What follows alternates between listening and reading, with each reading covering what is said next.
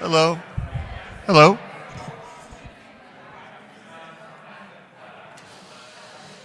If everybody'd like to take their seats, we'll start the next portion of the press conference, the public safety portion. If everybody'd like to take a seat, please.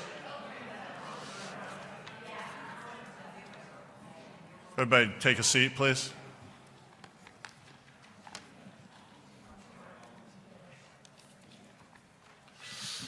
All right.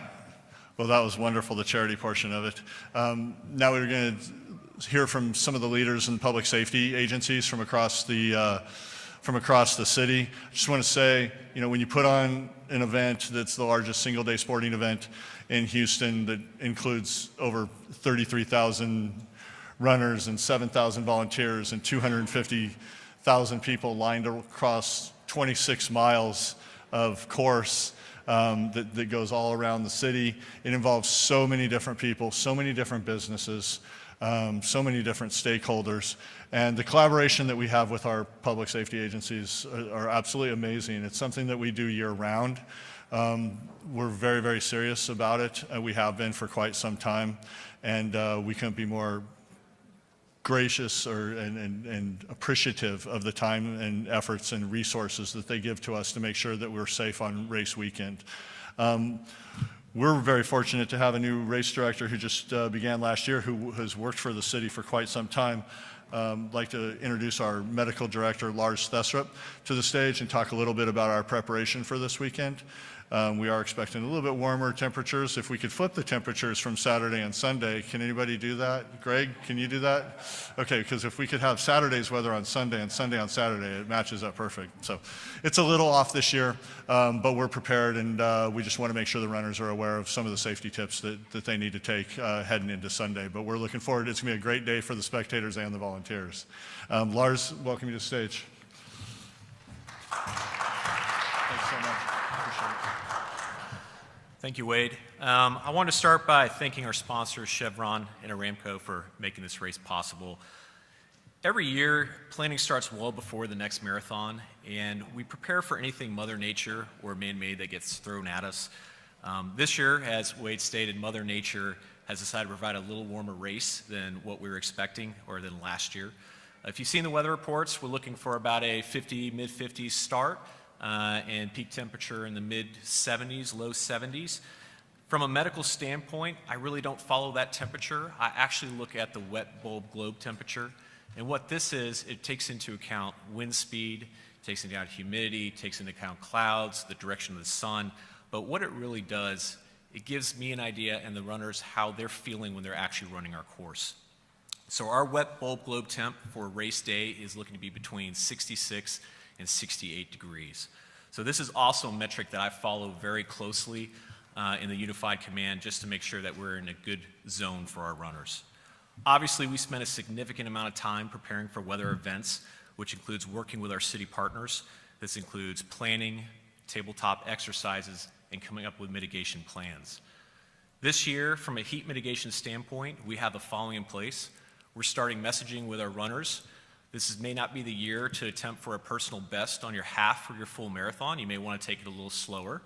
Obviously, stay hydrated. Wear light fabrics. If you're feeling dizzy, nauseous, if you feel like you're overheating or you feel disoriented or any symptoms or anything that makes you feel not well, our suggestion is slow down, stop, and seek medical attention. The key is respect your limits and listen to your body. If you do need help, we have 22 aid stations on the course, staffed by medical personnel. They also have advanced cooling techniques such as tarp-assisted cooling, which is available to our runners. We have metro buses along the course as well to serve as cooling stations. We have misting, which Houston Fire Departments can provide for our runners as well. We've also increased the number of assets available on the course to respond to medical emergencies if they were to occur. We'll have multiple advanced life support Acadian ambulances to help augment the Houston Fire Department EMS assets that are already going to be out there. This will be the second year both agencies will partner and work together in providing patient care during the marathon. And as I also have another hat as the Assistant Medical Director for the Houston Fire Department, it's been great to see this relationship grow through the planning for this event over the last 2 years. We will also have 20 bike teams on the streets staffed by medical personnel available for response to any emergencies that may occur. As I'm sure most of you are aware, every year we build an ER on the footprint of the marathon within the GRB. This includes an area for critical care, general medical, podiatry, fast track, massage, you name it, we can almost take care of most things. And we do this to treat as many of our runners safely as we can and also to avoid overwhelming an already overburdened health system. The amazing thing about all this is the aid stations, the bike teams, the medical personnel in the GRB are all staffed by medical volunteers. Without that volunteer effort, we wouldn't be able to make this happen. Lastly, I really want to thank our city partners for their support and willingness to work with us to provide a safe race for the Houston Marathon. With that being said, we are ready, and we look forward to running the 51st Houston Marathon on Sunday. And I'll turn it back over to Wade. Thank you.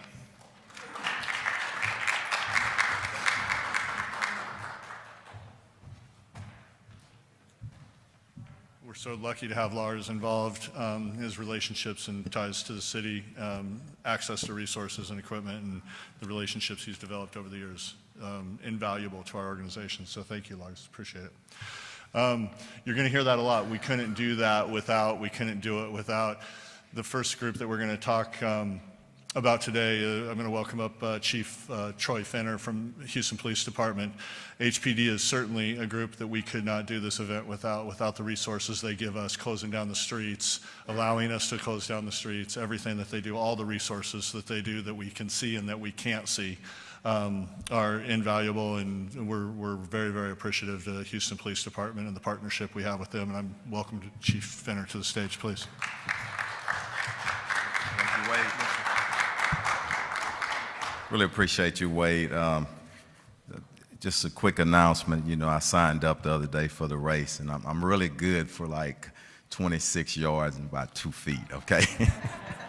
No, look, we look forward to this. Public safety, we plan, and we certainly plan for this 51 years in our great city. I want to thank Chevron and Aramco, not only for the sponsorship of this event, which y'all do for us each and every day in this great city. It's all about partnerships. And I was really, really proud to just hear what this event does for charity, the less fortunate. So, you know, that's just the Houston spirit. But I also want to thank, you see the Houston Police Department and the fire department. Sam Pena is coming up next, but public safety is much bigger than that. It's all of our partners in this region, our federal, our local, our state partners, and everybody is taking a part. So you'll see hundreds of officers out there, and some you will not see, and it's all done for safety. And we all work together for the safety, because public safety is number one. We want to keep all of these athletes safe and let it be a family event like it is each and every year. And how we do that, by working together. But a message to the public, please, please, if you see something, say something. If anything looks out of place, I encourage everyone to just, you know, police officers are out there, firefighters and other public safety people. If you see something, just say something, and don't take it for granted and say, well, I thought about it. No, let us check it out. That's what we're out there for. And just wish everybody well. All of our law enforcement and fire and first responders, but also we don't talk about public works a lot. We can't do anything without them, you know, and I just want to say thank you. Again, this is 51 years. We're going to have a great time with great athletes and not so great athletes, the everyday people that dedicate themselves to coming out and making this run. So just really excited about it.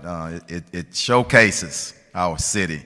We're the most diverse city in the nation, but it brings much more diversity into our great city. So we're just really excited about it. Hard close at early as 6 a.m., 6 p.m. We'll be sending out the maps on our platforms, our social media platforms. But everybody, bring your patience. And drivers, please look out for our runners. All over the city, 26 miles is a long stretch. We want to keep everybody safe. So bring your patience. We do this every year. If you know you got to get to work or place a business, doing that or before that route, leave out a little bit earlier. But look, we're really excited about it, and regardless of the weather, we're going to have a great time, okay? Thank y'all. Sam?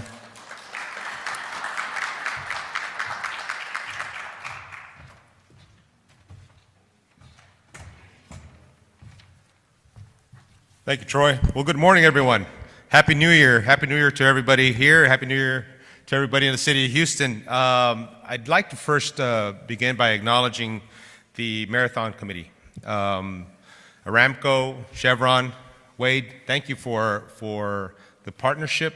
And I want to thank all our public safety partners and all agencies for the incredible work that they've done so far.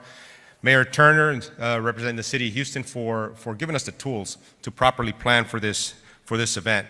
Obviously, the Houston Marathon attracts thousands of runners, visitors, spectators to the event. It's a great event, and you can rest assured that we've done the planning in collaboration, as been mentioned earlier, with our public safety partners to ensure a safe event for everybody that attends.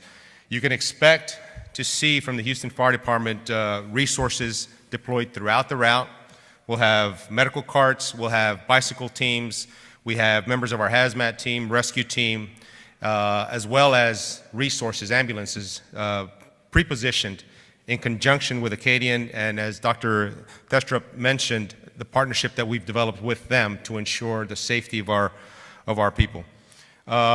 If you're going to come and be a spectator, we encourage you to use public transportation. It'll avoid a lot of headaches and a lot of heartache in getting in and out of the venue. So we encourage you to use public transportation. And although there is no credible threat to the marathon, we encourage everybody to be vigilant. You've heard it said here, you're going to hear it said over and over. If you see something, say something. The police department, security personnel will be deployed throughout the route. If you see something that's suspicious, approach one of them, report those incidents so we can all ensure a safe event. And be respectful of one another. That's going to be the main thing. That's who Houston is. That's what we encourage our visitors, runners, and everybody that attends this event to be.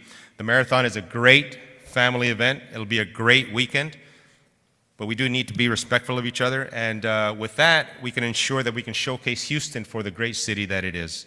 At this time, I'm going to bring up our other partner. He's the Deputy Director for Homeland Security and Public Safety, Mr. Tom Munoz. Tom? Thank you.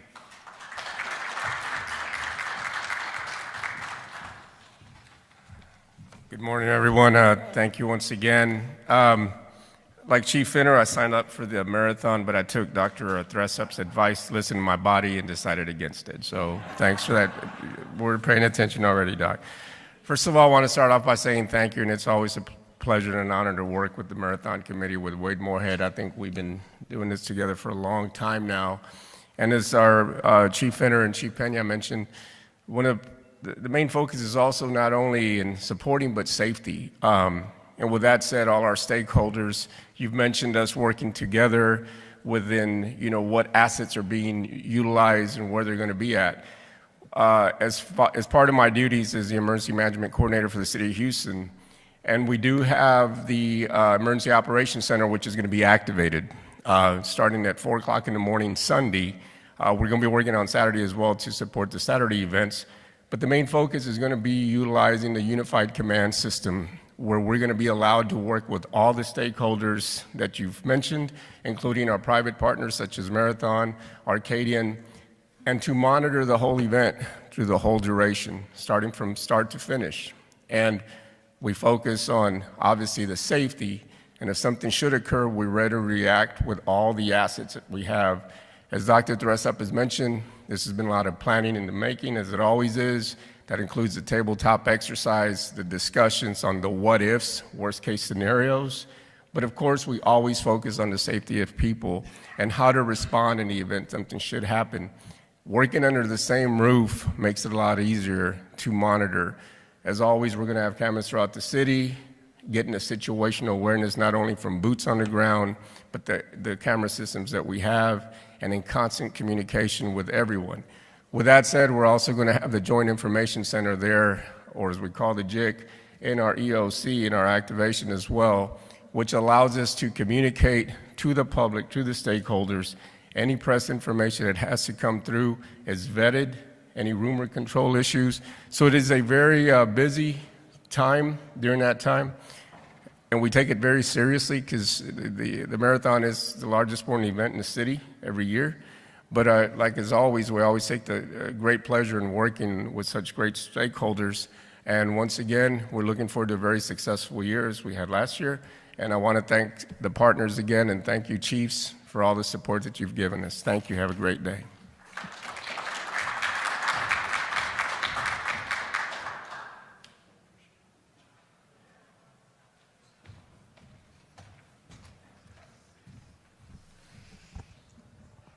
Well, the first thing you have to do when you work with all the public safety agencies is learn all the acronyms, because there's more acronyms than in their industry than anything else. So we have a vocabulary test to make sure I can keep up. But thank you so much to all the public safety agencies. As you know, the participant experience is the most important thing for us here at the Houston Marathon Committee, and that certainly includes the public safety portion of it. And these gentlemen that spoke today are the reason we're able to keep everybody safe and do what we do. So I can't thank them enough. That's the public safety portion of our press conference. If you have any questions for them, they're over here. At the top of the hour, we'll be joined by Mayor Turner. We couldn't be more pleased to have him here, and we'll have the elite portion of our press conference. So we'll begin at 11 o'clock, so thank you so much.